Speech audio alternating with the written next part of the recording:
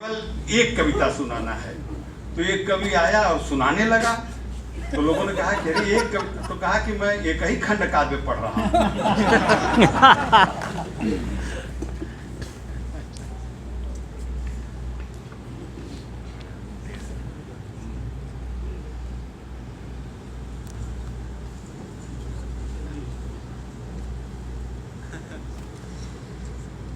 सर्वप्रथम माँ शारदे को नमन। उपस्थित मंच को प्रणाम करते हुए अपने गुरु डॉक्टर राम सुधार जी के सानिध्य में मैंने लगभग सन 1989 से रहा हूँ सानिध्य में। आप मेरे स्नातक के शिक्षक भी रहे हैं, गुरु भी रहे हैं, और मैं इन्हीं के सानिध्य में बैठ करके साहित्य की कुछ कड़ियों को पढ़ा है। मेरी पहली कविता है हिंदी की व्यथा। हिंदी दिवस मनाया जा रहा है आज। उस हिंदी की क्या व्यथा है, उस व्यथा को मैं प्रकट करना चाहता हूँ।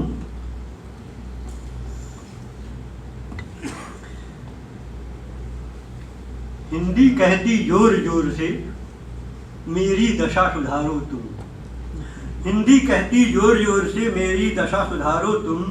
कहाँ खड़ी मैं आज हूँ इसको जरा विचारो तुम। साधारण जनता भी तो अब नहीं चाहती मुझको पढ़ना। साधारण जनता भी तो अब नहीं चाहती मुझको पढ़ना। वह कहती अंग्रेजी से ही आता है ऊपर को चढ़ना।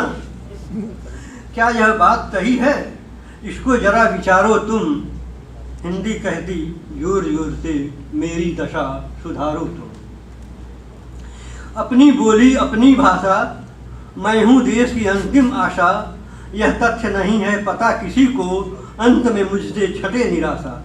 मैं हूँ विश्व की तीसरी भाषा, मैं हूँ विश्व की तीसरी भाषा।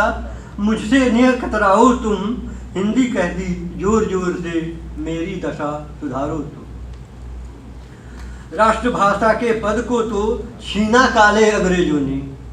राष्ट्रभाषा के पद को तो छीना काले अंग्रेजों ने। हाशिए पर मुझे धकेला केवल 10% लोगों ने। 10% लोगों ने। कहने भर को राजभाषा मुझको न बनाओ तुम। हिंदी कहती जोर जोर से मेरी दशा सुधारो तुम। बड़े बड़े लेखक और कवि ने मुझ में लिख इज्जत दी मुझको। फिर क्यों तुमको शर्म आ रही अपना लेने में मुझको। मैं हूँ एक वैज्ञानिक भाषा, मुझ में पढ़ाओ तुम। हिंदी कहती जोर जोर से मेरी दशा सुधारो तुम। मेरी दशा सुधारो तुम। मैं अपनी